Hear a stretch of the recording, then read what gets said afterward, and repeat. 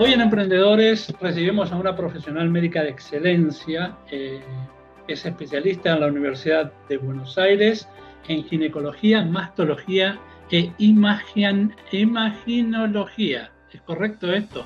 Bien, exacto. Imaginología. Entre otras afiliaciones profesionales que son un montón, y no voy sobre todo a ella porque si no nos va a comer todo el tiempo del programa porque tiene mucho. Así que le damos la bienvenida a la doctora Flavia Sarkis. Hola Flavia, ¿cómo estás? ¿Qué tal? Buenas tardes, muchas gracias, un placer saludarlos y estar acá conectados. Gracias. Bienvenida, bienvenida. Perdón por el furcio, perdón Claudia por el furcio de imagenología, ¿es correcto? Claro. Imagenología, Sí, estudios de imágenes, en mi caso subespecializada en mama, ¿no? Su imagenología mamaria. Sí, perfecto.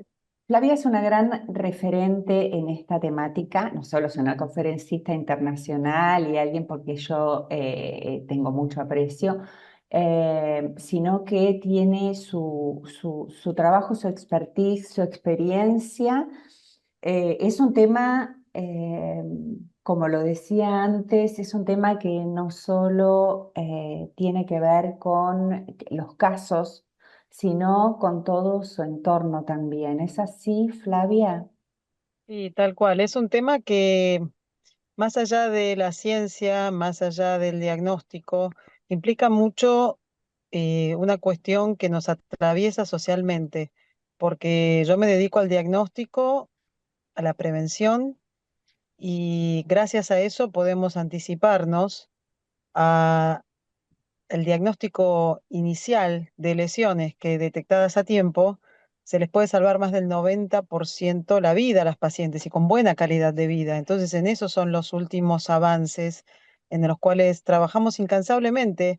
Y entonces digo que por eso es un tema que nos atraviesa a todos, porque esto tiene un impacto social que trasciende a la paciente, trasciende a la familia, trasciende a la comunidad y trasciende fronteras. Entonces es muy importante para mí el rol, más allá desde lo científico, la empatía y la salud integral para poder llegar con información simple a prevenir y a diagnosticar precozmente. Perdón, Claudia, yo no le quería preguntar porque nuestro programa está enfocado hacia emprendedores y sobre todo a la generación Silver, que son aquellos que tienen más de 55 años. Ujú. Y te quería preguntar cómo influye todo esto en la población de más de 55 años, porque si bien la prevención empieza desde muy temprano, lo sabemos, pero ¿cuál es el rango de edad donde más vos pensás que está centrado el trabajo de ustedes? En realidad, como grupo etario, el cáncer de mama siempre fue el cáncer de las mujeres en líneas generales de más de 50 años, ¿sí? Porque no es un cáncer que la mayor frecuencia esté en la edad joven. Sabemos que existe pacientes mujeres y también algún hombre que puede llegar a diagnosticarse en la edad temprana de la vida, pero la mayor frecuencia, la mayor incidencia se da en mujeres de más de 50 años. Más de 50 años que también convive con una realidad personal, social, que no siempre es tan fácil de llevar, ¿sí? Porque tal vez se asocia a otras comorbilidades, a otras limitaciones. Entonces, realmente es muy importante el rol que tenga esa mujer, porque es la mayor frecuencia, es un cáncer mayoritariamente femenino, como sabemos, porque es la mujer que o va a liderar un proyecto, o va a liderar una familia, o va a liderar una empresa, es decir, esa mujer no solamente se detiene ella, sino que detiene a todo su núcleo, ¿sí? Y también es la responsable de después poder hacer una buena difusión sobre el cuidado personalizado en el diagnóstico, el tratamiento y el seguimiento de aquella mujer que tuvo cáncer de mama. Claro, y sos lógicamente una referente en toda esta temática. Yo sé de tu accionar y sé también de toda tu sensibilidad con la temática y tu acompañamiento con distintas organizaciones en la prevención. Eh, ¿Qué podemos hacer? ¿Qué podemos hacer? ¿Cómo podemos llamar o colocar en la agenda, sí o sí, visitar al médico al menos una vez al año, Flavia.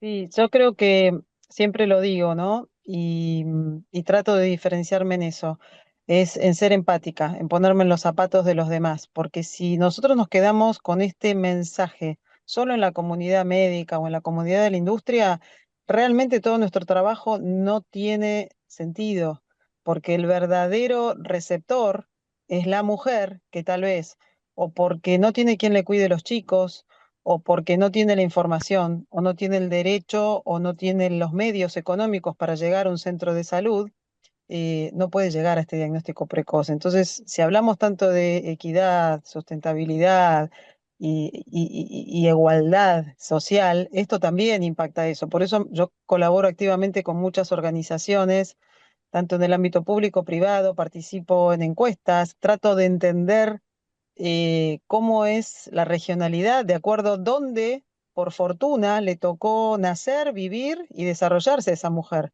Porque ahora incluso con los avances tecnológicos hay muchas barreras que se están sorteando, porque gracias a la telemedicina esa paciente puede tener un diagnóstico por alguien que está jerarquizado en el diagnóstico, ¿sí? O puede a través de un mecanismo de inteligencia artificial tener un diagnóstico precoz que antes no se podía, pero para todo eso la mujer tiene que tener algo tan simple como comprender el mensaje. Eso no necesita ni inteligencia artificial, ni una infraestructura tan compleja. Tiene que tener el conocimiento, tiene que tener la información que es llave a la hora de poder comprender el accionar después. Porque yo no quiero más una mujer que diga, yo la verdad que tenía miedo. Yo la verdad que no tenía con quién hablar, no tenía con quién dejar a los chicos o no tengo la tecnología donde vivo. Eso realmente es nuestro compromiso también. ¿Y cómo actúa Sí, en el campo de tu especialidad, cómo actúa la inteligencia artificial o cómo nosotros podemos valernos de esa inteligencia artificial para este diagnóstico precoz que vos decís o para lanzar los alertas para que nosotros digamos, bueno, hay que ir a ver al médico? Bueno, en el campo de la inteligencia artificial no se queda solamente, no se remite solo a lo que son los avances de diagnóstico, que puede anticipar el riesgo que tiene una paciente para desarrollar cáncer de mama o en aumentar la precisión en un diagnóstico. También la inteligencia artificial nos ayuda a parametrizar mejor agendas médicas, poder priorizar qué paciente necesita de un experto, qué paciente necesita un turno antes, qué paciente puede llegar a recibir un recordatorio masivo una vez al año, ¿sí? Como un mensaje de texto alertando que ya se cumplió el año y que tiene que ir. ¿Qué paciente puede ir a qué centro donde hay tecnología para ella? ¿Qué paciente puede ser mejor respondedora a un tratamiento oportuno o qué línea es infinito? Todo esto no solamente, a ver, no es que nos va a reemplazar a los médicos, pero sí va a mejorar la experiencia del paciente, haciendo que el trabajo integral sea más eficiente, ¿sí? La realidad es que es increíble el campo que nos está abriendo la inteligencia artificial en ese tema. Vos pensar que cuando, mencionaste, y cuando estamos hablando estás mencionando siempre, pues yo creo que eso lo hacemos todos, ¿no? Que hablamos de la mujer. Pero como hombre he escuchado y sé de que también existen casos o hay hombres que tienen cáncer de mama. Sí, Y uno puede decir, pero esto no es algo privativo de la mujer y la medicina dice que no. ¿Y cuáles son los indicadores o cuál es el consejo que vos le das a un hombre que tiene que estar atento a este tipo de cosas porque también puede ser paciente de este tipo de problemas, por ¿no? supuesto. A ver, el hombre, como decimos en todas las charlas de mitos y verdades sobre la enfermedad, si bien no es el más frecuente, es menos del 1% de los cánceres o de las lesiones malignas que se presenten en el sexo masculino, existe. Entonces, el hombre también debe tener, por eso yo hago siempre énfasis en el tipo de información, debe tener esta información. ¿Por qué? Porque tiene que conocerse su cuerpo para detectar, porque la lesión maligna en el hombre ya es lo que nosotros llamamos clínica, ya es detectable porque no tiene mama o no tiene desarrollo mamario, entonces es más fácil detectarlo y consultar si él se nota al examen físico alguna anomalía, que puede ser un bulto, que puede ser una retracción, que puede ser derrame por pezón, cualquier anormalidad en el examen físico mamario del hombre debe consultar, porque en el hombre cualquier anormalidad no se controla, porque desde el punto de vista funcional y lo que nosotros llamamos fisiológico, no es normal que el hombre tenga cambios en la mama, a no ser que sea por una situación hormonal o en respuesta a una situación hormonal que se estudia de forma independiente. Pero si no, cualquier cambio debe ser estudiado y debe ser diagnosticado a tiempo. ¿Por qué? Porque obviamente, al igual que la mujer, detectado a tiempo, tiene mejor pronóstico. Pues, Claro, por supuesto. Entre tantas cosas que hay en tu bio y de tantos de 10 años de conocerte, ¿cómo ha evolucionado? No hablábamos hace 10 años de inteligencia artificial. No, Eh, no.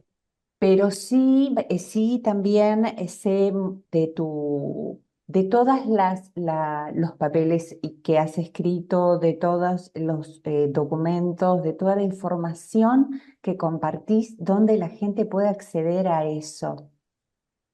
En realidad está lo que es mi labor científica, en lo cual eso está más cerrado en el ámbito educacional, médico y comunicación científica.